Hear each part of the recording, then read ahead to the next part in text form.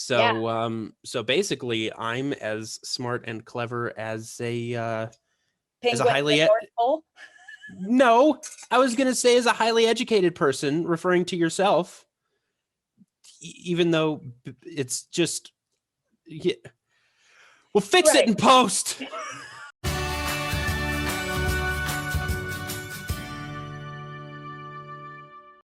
Welcome back to Nature League. It is February of 2021. We made it, but we are still hunkered down a little bit, staying safe. So Adrian and I decided we wanted to chat again, share an A to B to Z, which stands for Zoom. I think that's the official TM. I actually just rewatched it. Hold on. It's from A to B to Z. The Z stands for Zoom. It's that. It's exactly that.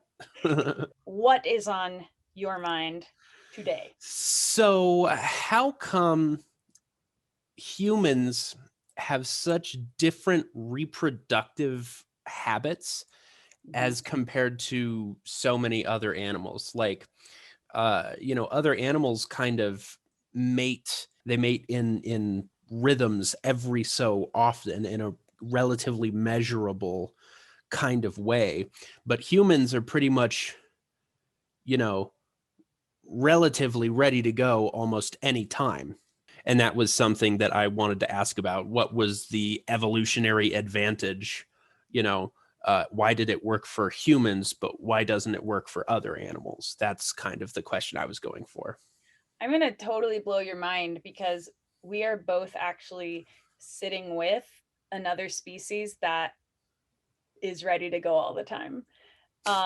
So amazingly, there are actually quite a few other mammal species that have those strategies. But I think it would be really cool to look at some of the different strategies. And like you're saying, what's the advantage? I will say it's probably good to talk language for a hot second. Yes. As I'm describing things, when I'm saying sex, I'm going to stick to for the sake of reproduction. And sure. And number two is also just because we're going to be talking about things related to anatomy or reproduction. When I'm using the words male and female for this episode and conversation, I'm referring to a biological sex and that typical chromosomal representation. So I'm talking about sex, not gender. So there are so many different reasons why a species would reproduce when it does. And you probably could list those reasons. So like, what are some that you think would be advantageous? Let's see. Deer reproduce because during certain times of year, it's extremely difficult to survive.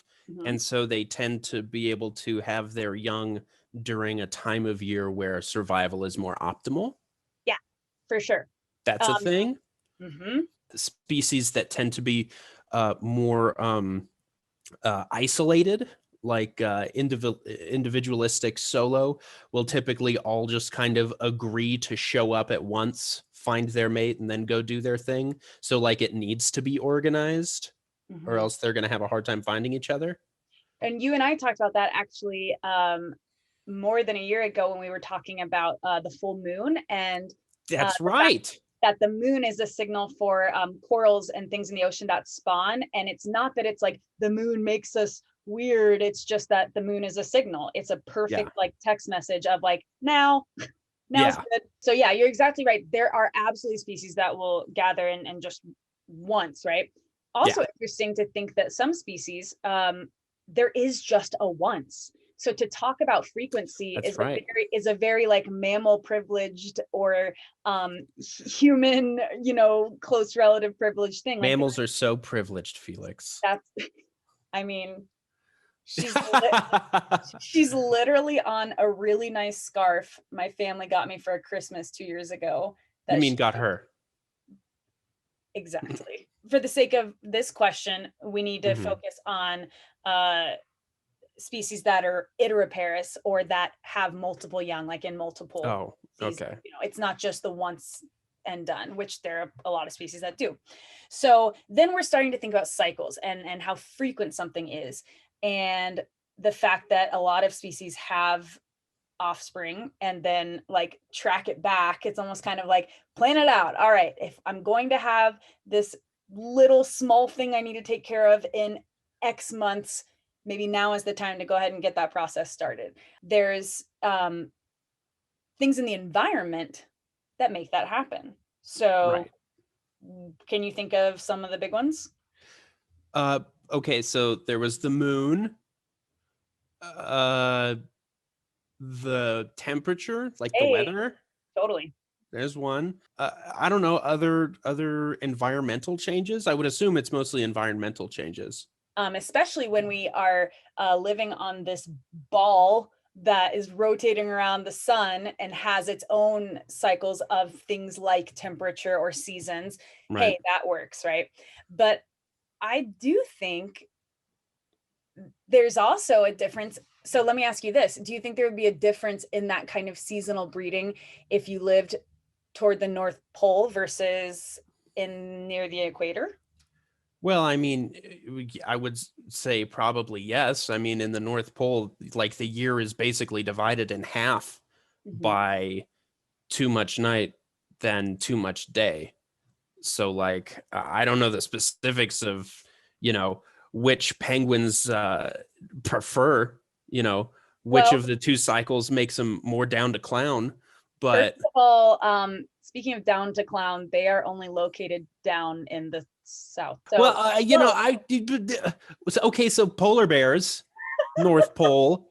I don't know. I know even less about polar bear reproduction than I do about penguin reproduction, and I do not know a lot about penguin reproduction. well, at least now you know that they live in the southern hemisphere. I knew that. I just went for poles and goodbye, Felix. It's interesting, like if you live around the equator and there's not much seasonal variation, it's possible that all year long is optimal. Do you see what I'm getting at? Yeah, no, that's funny because I was just thinking about that. I was just thinking like, well, since the Earth is constantly going through some kind of, different cycles, what would happen if you were on a planet where the temperature was the same all year round, and then you bring up the equator? You're going for your PhD, right? Yeah. Yeah, okay. But And but you're and you're right, it's done me nothing because I can get logically to the same place that you can thinking about science fiction and other planets. So there we are. yes, there we go. See, College isn't real. Higher education is a joke. I do not Birds are care. figments of your imagination. Do Yeah. owls exist? No. So Yeah. equator, it just so Yeah. happens here on our own planet, we have that version that you discussed. Yeah. And just so happens there are species that are like you, as you said, like good to go anytime, occur more around the equator. So Interesting. yeah, so I think you're gonna really dig this. So now we look kind of at the details here. When we talk about being good to go or being fertile, or maybe in some other species we talk about being like in heat or Sure. whatever that term is. As far as mammals go, do you think that is more based on the male or female anatomy and physiology? That's tough. I think the female might be more receptive during certain points, but Here's a better question. Which one is the more limiting reagent, egg or sperm? oh, I would probably say egg. Right. So let's say we're talking about just being good to go anytime. Sure. If we look at humans, that's not quite true for biological females, whereas it is typically true for biological males. In our species, reproduction is egg limited because of the way that the human cycle works and having, typically on average one egg being available on average about every 28 days versus sperm, which comes in the millions and is a completely different situation in terms of availability Yes. in general. So we really, to answer this, can look at ovulation or the production of egg. And again, we're kind of sticking to mammals here because there are so many amazing differences and things. So there are different types of ovulation. They're Among different. mammals? Yeah. What? Yeah, there are different strategies for when an egg is released or mature or able to be fertilized. So humans and also like a single species of shrew and some other primates, like it's a really strange club. It's like a very strange club. Okay. Uh, they do what's called spontaneous ovulation. I don't think it's a great name. I think it's a little confusing. But A what man probably named it. it just means that nothing is triggering it and that it is occurring on its own. It's set on its own schedule. Okay. It's on its own cycle. So there are not that many species that are spontaneous ovulators. Humans are absolutely one of them. But other mammals can have totally different strategies, which are things called induced ovulators. So there's something that is triggering ovulation. Like cats. You did it. Very infamous, unfortunate thing about cat reproduction that absolutely everybody knows about, but you should explain it, because if I explain it, you'll get demonetized. But you're right, and that's actually only one type of induced. So the type you're talking about with cats is induced by the actual act of sex. Evolutionary advantage, there's like kittens all year round. That's Which, true. I mean, but they're also human babies all year round. So like, Yeah. and some of that has to do with mate choice. There's another type of ovulation though, which is induced, but by the environment. You mentioned temperature or light, how much light is outside, something called a photoperiod. Like, am I in A spring? Am I in fall? photoperiod. Hey, what's interesting is that these types of ovulation strategies are not necessarily like totally separate. Some can actually have spontaneous ovulation, like it's kind of set, but potentially get messed with or triggered by something environmental. Same with something like pheromones being released by something of the opposite sex or reproducible partner, and that can then potentially trigger even if it's something else. And so my point is that there are so many different ways that even just in mammals that an egg might be able to be available for fertilization. Do humans have anything like that? To my knowledge, the set kind of like average 28 days, again, average, doesn't really get affected by, say, being around a romantic partner or something with the photoperiod or something. Or having a really cool car? Oh, I actually didn't think about that. I'll check in the literature to see if there's a correlation between like stopping and disruption of female menstrual cycle with like Ferrari and driveway. Okay. I'm sure someone's done that, and if they haven't, you and I have a good project for the spring. There's probably been a lot of unofficial experiments on that one. Right. But then this is where we get into an interesting thing with humans in terms of behavior and also sex for pleasure. And Yeah.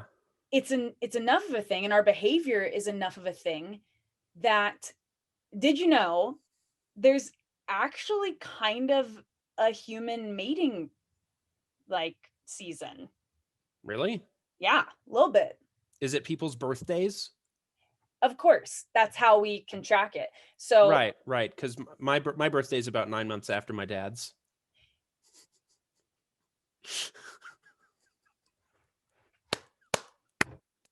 Happy birthday.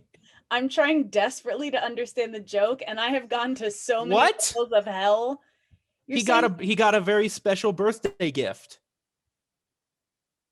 I thought you meant Jesus, your dad. Brit. I thought you meant your dad conceived you the day he was born. No, not his day of birth, his birthday. Brit. What are you doing? Are you okay? Thinking about scientific literal birthdays. God. Yeah. So for My the people birthday. who think it would be difficult to be friends with me. Yeah, I Your mean, like birthday. my birthday's September. Our birthdays are just like a month apart, and like that takes you back to New Year's, like the holidays. So, I mean, if you look at the distribution of human births on average, like going back over years, you see peak around, we get kind of the September peak, but also one closer to like June, July, and all these things then go back, of course, to those 9 to 10 months prior. And we absolutely do see higher, breeding, if you will, in humans around those holidays, and a little further back into fall. And so then the question's like, okay, we've talked about the egg side of things. Okay. Like, it seems like there would be no egg limited for humans, like an egg limited thing that makes the holidays better, because that's not true. It's spontaneous ovulation. It has its thing and it goes like on its own clock. So that doesn't quite make sense. What about sperm? Is there anything limiting or problematic with sperm at different times of the year? At different time? Well, that's kind of tough. Technically, sperm has a hard time surviving in extreme like weather variations. But that's literally all I can think of. I don't know. You're right on though.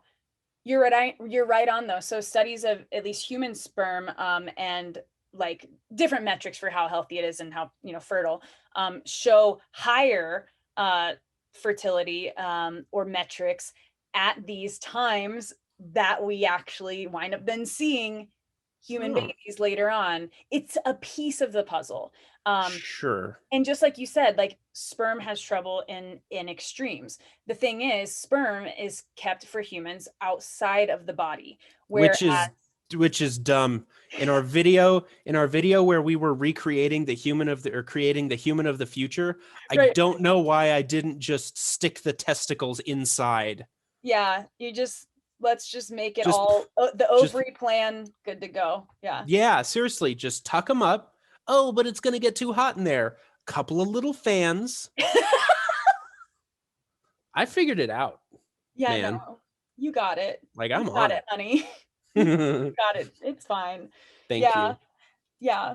But I found that interesting. It's like, oh, okay. So even though for humans and a lot of other mammals, like the reproduction thing is kind of egg limited, there are absolutely some situations where sperm could be more viable in certain times of the year. And like, that's so interesting.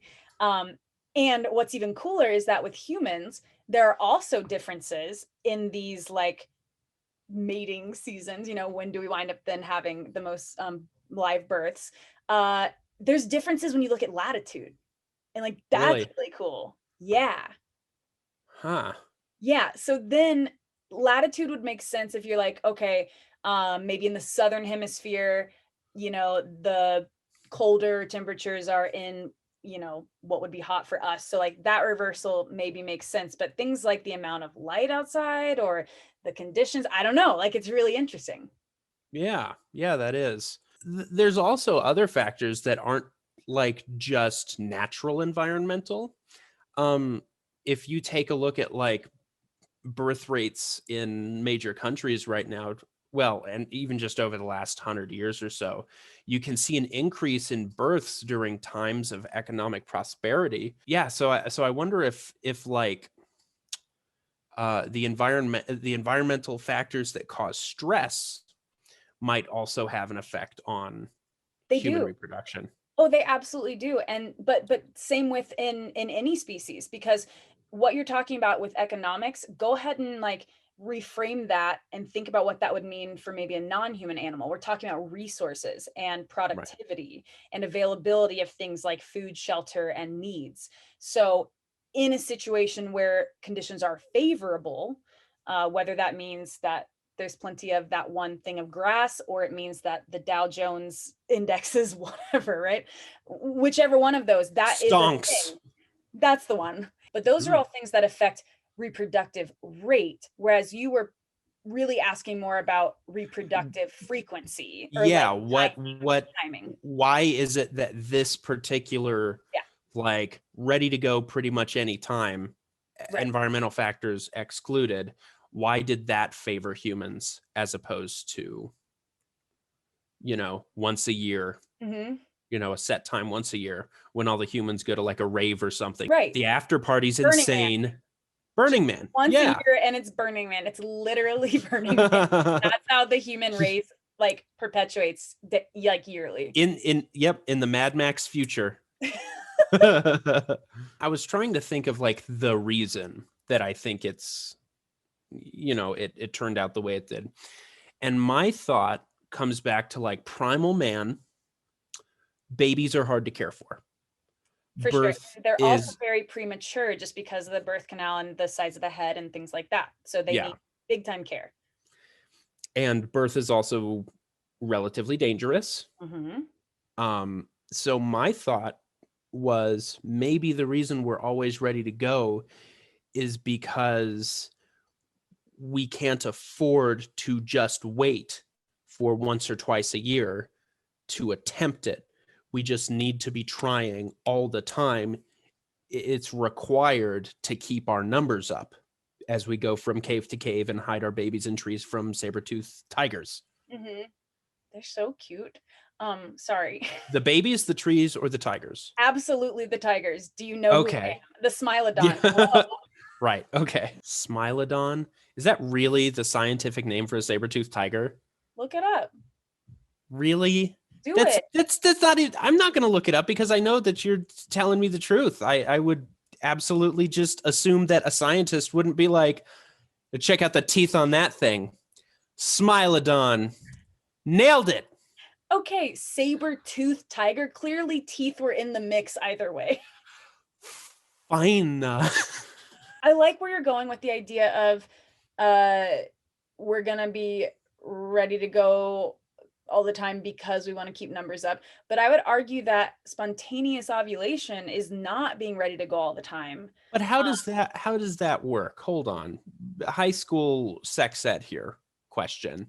Yeah. Why do you mean no judgment zone? Are you, does the human body like, is it, so things are kind of shut down for a week, we'll say 5 days-ish. Okay. Right. Shut down, like talking about menstruation or like having a period? Yes. Right. So then wouldn't the other 3 weeks-ish be like equally ready to go? The entirety of YouTube is going to enjoy me teaching you as a grown-ass man when humans are fertilizable. I don't know. And no hey, judgment we zone. live No judgment zone. Hey, we live in the United States, okay? I got a US public education. Awesome question, Adrian. And like I said, no judgment zone because we should the YouTube comment section is not going to be a no judgment zone. Oh no, they're going to judge the hell out of me. They're going to drag me, dude. It's going to be real bad. But it's worth it because after this you'll know it and it's fine and it's worth it. And hey, maybe there's one of you out there that also didn't know this, which is great because we should talk about these things because these are part of our species. So like nothing to be ashamed about. We should absolutely know about our anatomy and physiology to be healthy and happy. So for human females, again, defined as I did earlier, it is with that spontaneous ovulation, there is a cycle and there are several hormones that guide that cycle. And that cycle, because it's a cycle, repeats. And it basically, imagine that the egg is, this is oversimplified, but the egg is dropped.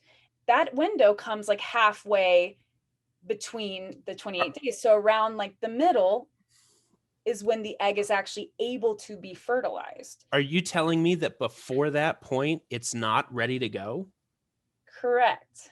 And also not after, because here's what happens. If it doesn't get fertilized in that window, the body then says, oh, we actually don't need this. And that lining that we built up to like be a good home for this egg as it gets fertilized and grows, we actually don't need. So let's get rid of it. And that's then at the end of that cycle is the shedding of the lining of the egg and all like the food supply and stuff for basically this egg that didn't get fertilized. I just can't wrap my head around the idea that there's 2 weeks a month where it's So that is crazy. You're telling me that the vast majority of human babies were conceived during a 12 to 48 hour period. Adrian, That for being three, alive is amazing. Like that it works. speak for yourself. I did not consent to this. But that window can be bigger. I mean, there's a potential for like a week in there, but otherwise, yeah, I mean, it's not there. So that's the whole thing I was trying to explain in terms of being ready to go. Like as a population, maybe you'll find one female who happens to be in that point of ovulation, but like individually, as opposed to a female cat, like we aren't that prodigious. What a tangent. What a revelation. You're wonderful. Thank you for asking. Wow. Wow. Just wow.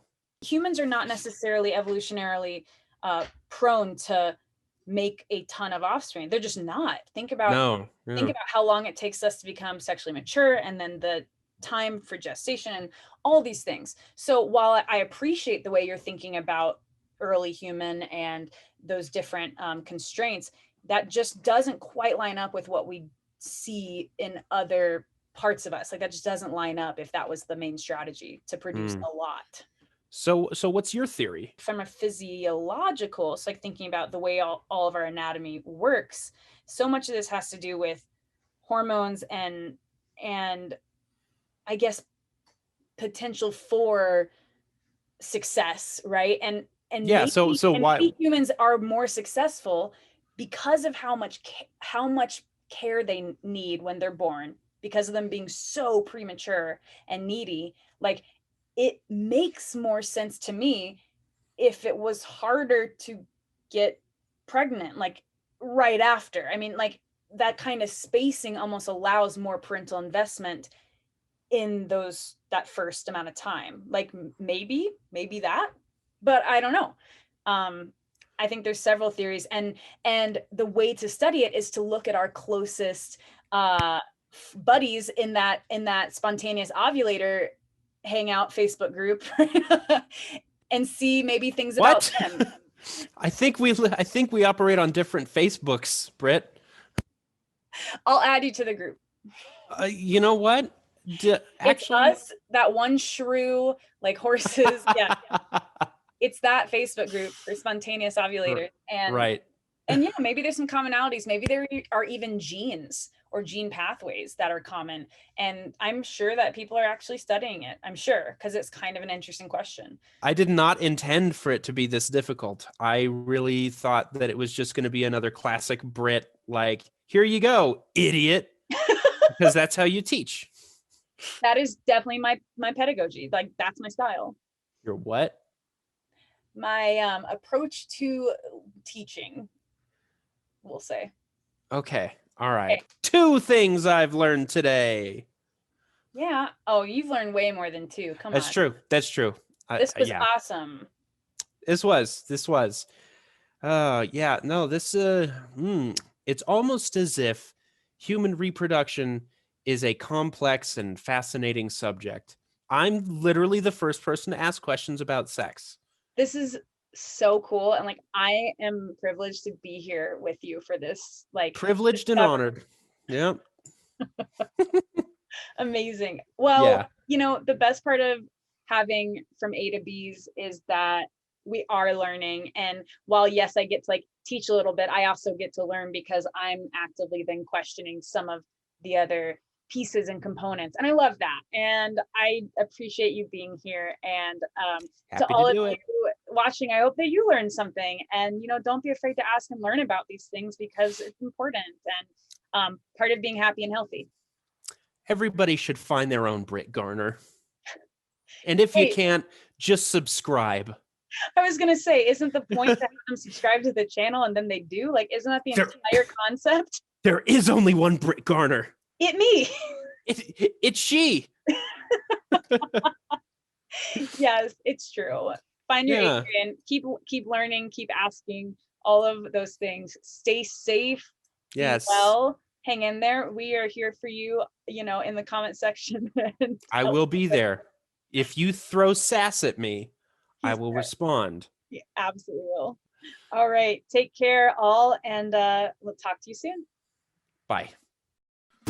Look at Jane watching it. She literally like supervises it. She's like, Classic Jane. she's like, yes, it is falling correctly. Jane B. Jane Bug. BB. The buggy boo. Where's my boy? There's my boy. Hey boy. My baby boy. My little boy. My little monkey baby. Say something. Oh. Speak.